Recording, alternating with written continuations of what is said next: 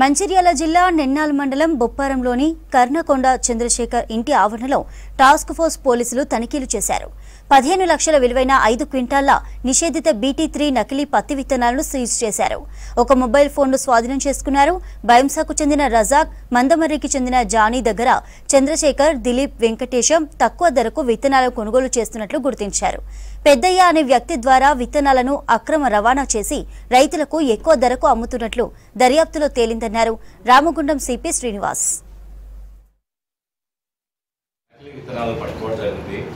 అవి తీరా వెరిఫై చేస్తే ఈ నకిలీ పత్తి విత్తనాలని తెలిసింది.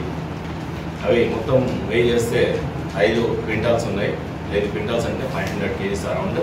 రజాక్ అనే అతను బైన్సాలో ఉంటాడు. అలాగే జానీ అనే అతను మన్మరిలో ఉంటాడు. వీళ్ళ ద్వారా ఈ సురేష్ అనే అతను వీళ్ళకి ట్రాన్స్పోర్ట్ చేసి ఇవ్వడం జరిగింది. ఇవి తీసుకుపోయి వాళ్ళ ఇంటి ఆవరణ వెనకాల ఇవి దాచిపెట్టుకున్నారు. ఇవి వేరే వాళ్ళకి అవసరమైన రైతులకి అమ్మడానికి కోసం ప్రయత్నం చేస్తుంటే మనకి ఇన్ఫర్మేషన్ వచ్చి మన టీం రైడ్ చేసి పట్టుకోవడం జరిగింది.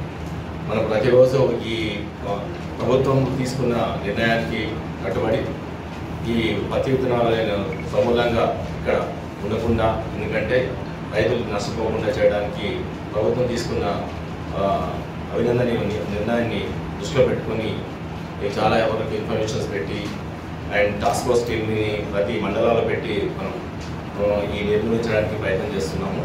దాంట్లో భాగంగానే రెండోసారి నేను 3 రోజుల కింద ఒకటి పట్టుకున్నాము. మళ్ళీ ఒక ఇన్ఫర్మేషన్ చేస్తున్న మళ్ళీ ఒక ఆపరేషన్ జరిగింది.